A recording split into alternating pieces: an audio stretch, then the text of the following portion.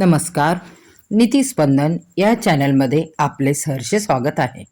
आजच्या या व्हिडिओमध्ये आपण पाहणार आहोत अधिक मासात येणाऱ्या कमला एकादशीच्या विषयी विशेष अशी माहिती. या एकादशीला कमला एकादशी, पद्मिनी एकादशी असे संबोधले जाते. या एकादशीला केलेल्या व्रताचे, पूजेचे, दान धर्माचे फळ अनेक पटीने अधिक मिळते. यामध्ये आपण कोणती कार्य करणार आहोत याविषयी पूर्वनियोजन आवश्यक असते.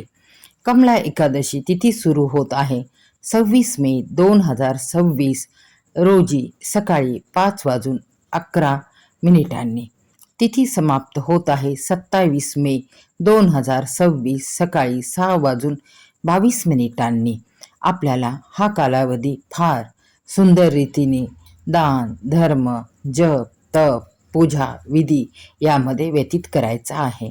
एकादशी व्रताचे पारण केव्हा असेल तर 28 मे 2026 रोजी सकाळी 5:25 ते 7:56 हा कालावधी असेल. यामध्ये पारणाचा विधी करावा. उदया तिथी अनुसार एकादशीचे व्रत 27 मे बुधवार रोजी केले जाईल.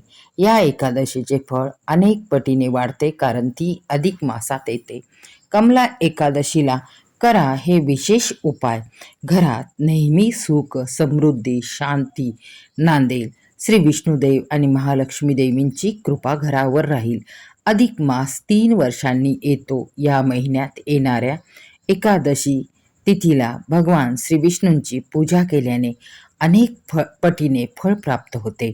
त्यांना पिवळ्या वस्तू, पिवळ्या मिठाई, पिवळी फुले इत्यादी अर्पण करावी. त्याचबरोबर महालक्ष्मी देवींची पूजाही सुंदर करावी.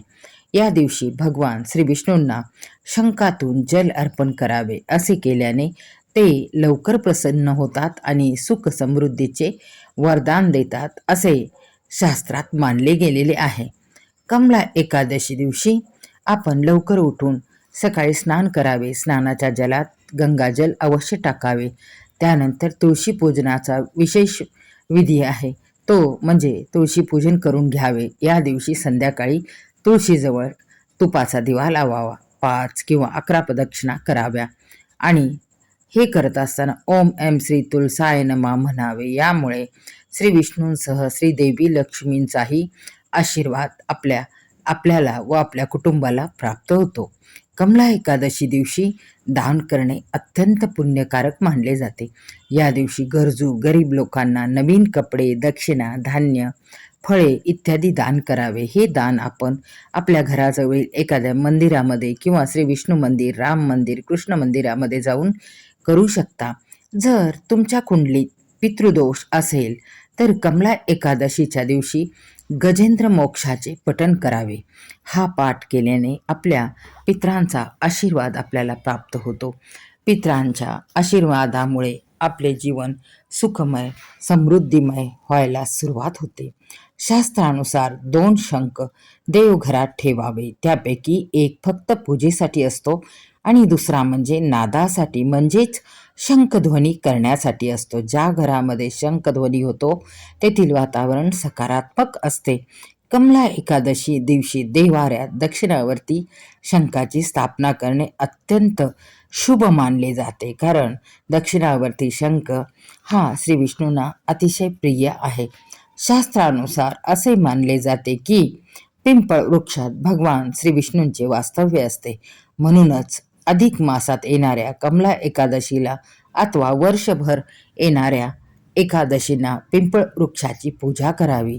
म्हणजे काय करावे तर पिंपळ झाडाला जल अर्पण करण्यासोबतच तिथे तुपाचा अथवा मोहरीच्या तेलाचा दिवा लावावा. असे केल्याने शनी दोषांपासून मुक्ती मिळू शकते.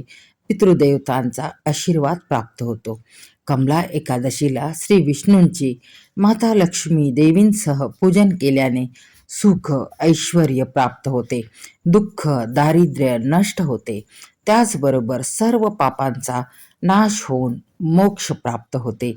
या दिवशी शक्य असेल तर केळीच्या झाडाचे देखील पूजन करावे.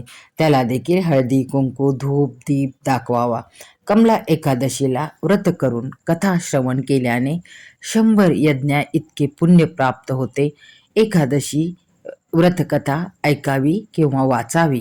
कमला एकादशी दिवशी शंख, चक्र, गदा यांच्यासोबत असलेल्या भगवान श्री विष्णूंचे पूजन केल्यास जीवनात सुख समृद्धी राहते असे शास्त्रात म्हणले आहे. आपण श्री विष्णू आणि महालक्ष्मी देवी यांची एकत्रित पूजा करावी, आरती करावी. कमला एकादशीचे व्रत केल्याने लक्ष्मी देवींची कृपा होते. धन, धान्य, सुख, सन्मान वाढतो. वाईट दिवस संपतात, चांगले दिवस येतात. पुत्रप्राप्ती होते. आर्थिक संकटातून मुक्तता होते. कमला एकादशीला श्री विष्णूंचा, माता लक्ष्मींचा मंत्र जाप अधिक अधिक करावा. ओम नमो भगवते वासुदेवाय नमः. ओम एम श्री महालक्ष्मी नमः हे मंत्र म्हणावेत. त्याचे फळ अनेक पटींनी प्राप्त होते. हा जप घरात केल्याने 1 पटीने पुण्य प्राप्त होते. नदी किनारी जप केल्याने हे फळ 2 पटीने प्राप्त होते. गोशाळेत जप केल्याने हे पुण्यफळ 1000 पटीने वाढते. तर अग्निहोत्रगृहात हा जप केल्यास याचे पुण्य फळ 1100 पटीने वाढते. तीर्थस्थानी किंवा तुळशीजवळ बसून ओम नमो भगवते वासुदेवाय नमः, ओम एम श्री महालक्ष्मी नमः हा जप केल्याने लाखो पटीने फळ प्राप्त होते. भगवान श्री विष्णूंच्या मंदिरात हा जप केल्याने अनंत पटीने याचे पुण्यफळ प्राप्त होते असे पद्मपुराणात सांगितले आहे. हे सर्व करताना मनामध्ये श्रद्धा असणे आवश्यक आहे. कमला एकादशीला वैजयंती माळ, स्फटिक माळ किंवा तुळशीच्या माळेवर ओम नमो भगवते वासुदेवाय या मंत्राचा जप केल्याने, तसेच पिवळ्या मिठाई, फळांचा, फुलांचा नैवेद्य दाखवल्याने आपल्याला भरपूर लाभ होतो. आपल्या वैवाहिक जीवनामध्ये अतिशय सुंदर त्याचे परिणाम आपल्याला दिसू लागतात. कमला एकादशीचे व्रत केल्याने आर्थिक प्रगती आणि अपत्य प्राप्ती होते असे पुराणात सांगितले गेलेले आहे. आणि एकादशीच्या व्रतकथेमध्ये याचे प्रमाणही दिसून येते. या दिवशी श्री विष्णू, श्रीराम, श्रीकृष्णांच्या मंदिरात जाऊन आपण सहकुटुंब परिवारासह दर्शन घ्यावे. याचा फायदाही आपल्याला चांगला होताना दिसून येतो. धन्यवाद. ओम नमो भगवते वासुदेवाय.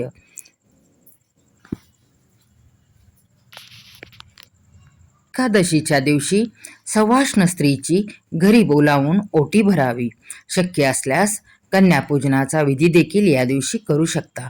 घरी एखाद्या ब्राह्मण जोडप्याला बोलून जेवण घालू शकता.